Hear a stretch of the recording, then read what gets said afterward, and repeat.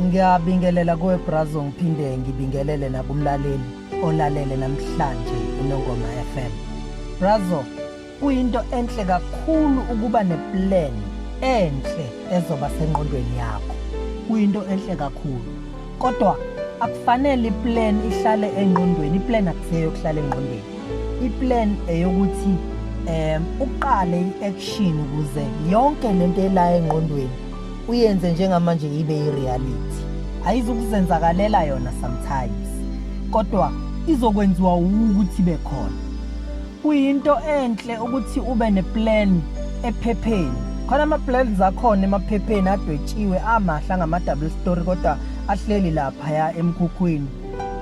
Uthola ukuthi kade plan yaba khona ize na iziyanetha khona lapho ke emkhukhwini. Iziyanetha emkhukhwini. Into ebaluleke kunakho konke ukuthi iba nayo iplan, kodwa ayingahlali iplan endlini, ayingahlali iplan engqondweni, kodwa iplan akwenziwe something ukuze ibe khona. Kunezinye zezinto ezisazoba khona engqondweni yomuntu zihlale. Uyazi ukuthi khona abanye abantu abajatshelisa ukuthi ngine-plan. Uthola ukuthi uzojabulisa ukuthi uzoxoxela abantu ukuthi ngine-plan, ufuna ukuthi abantu bemsalute ethi le ndoda lena yinamaplani mani. Kodwa manje ayikho into ayenzayo ngeplan anayo. Uyambona lo muntu lona ukuthi yazi uyakwazi ukucabanga. Uyabona ukuthi lento uyicabangile futhi lento mangase kuthi uyayenza. Umnotho wase-South Africa ungashintsha, impilo yakhe ingashintsha, even nezimpilo zethu thina esisondelene nayo mhlawumbe zingashintsha. Kodwa sekulele kuyena njengamanje ukuthi kube ukuthi uwenza something. Ngoba useless ukuba neplan kodwa iplan ozogcina uba nayo ungenzi lutho. Kulonyaka lo angifisi ukuthi kube khona abantu abazoba nama-plan bengenzi lutho. Yazi kunabantu abaningi ebesikade sibangcwaba, esibangcwabe nama-plans amaningi amakhulu ngendlela eyisimanga asindayo. Esifisa ngisho nanokuwathatha lama-ideas abo, kodwa akuselele ukuthi siwathathe. Abantu ade benama-ideas abengashintsha umnotho, abengashintsha ama-families amaningi, abengashintsha umphakathi wonke. Abantu abaningi kade bezoba nomsebenzi ngama-plans abo, kodwa ngenxa yokuthi abakazi ama-plans abo bewabeke into action, kwagcine kungenzakalanga lutho, bagcine beshone nawo ama-plans abo. Angifisi ukuthi kumlaleli kube kanjalo. Uma une-plan empilweni, thatha u-action ngeplan yakho. Ungalinge uze ube neplan.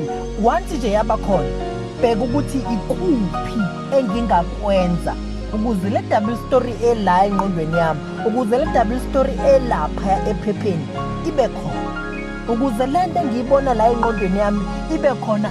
Ikuphi engingakwenza? Ngoba empilweni khona la ekufanele ukuthi uqale khona. Ukhona la ekufanele ukuthi uqale khona. Indlu noma ungayapi ayiqali nge-foundation. I mean ayiqali nge-roof. Ayiqali nge-roof indlu. I-roof ibiza kakhulu. Kodwa kuqalwa ngamafosholo. Hambe kuyombiwa. Ukumba akunankinga, akubizi kangako. Ukuvele nje uthatha ifosholo umbe.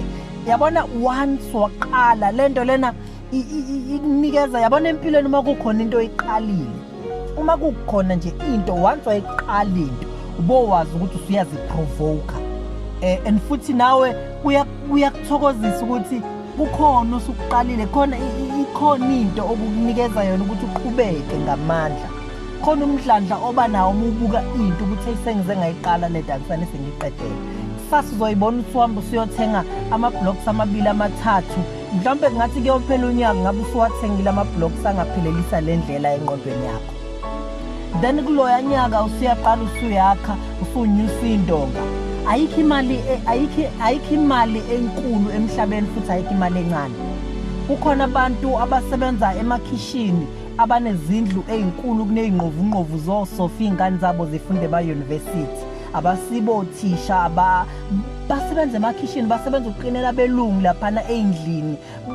Abanye badayisa omama badayisayo ema-rank, banezinto eziningi endlini zabo kodwa imali umuthi uyayibheka abayenzayo thina mhlawumbe ngeso lethu lokuqala imali ngamehlo singavele sithi le mali ayenzayo lo muntu incane kodwa yena ngenxa ukuthi ingqondo yakhe uyilungisile ngoba kuyingozi ukufika kwemali esandleni sakho kanti ingqondo yakho ayilungisiwe ngoba uzoyibona incane kanti le mali onayo ingenza okukhulu.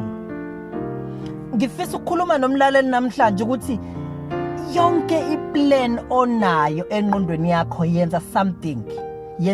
Ngifisa ukuthi kuphela lo nyaka ikhona into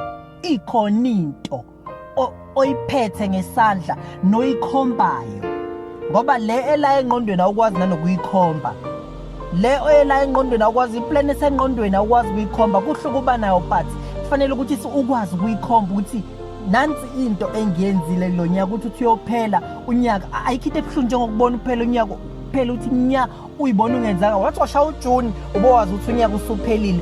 Make sure ukuthi awulokhu procrastinate ukuthi uzoqala ngenyanga ezayo kule nyanga le qala something. Akube khona nje okuqalayo okukodwa okukhomba ukuthi ngiyabona ke manje ngiyaphambili ngempilo. Umlaleli ngifisa ukuthi sithi siyowuqeda lo nyaka lokube kukhona into esiyenzile ngoba lo nyaka lo unyaka wabantu abanenkani. Umlaleli ebe nosuku oluhle kakhulu nakusasa ngesikhathi esifanayo.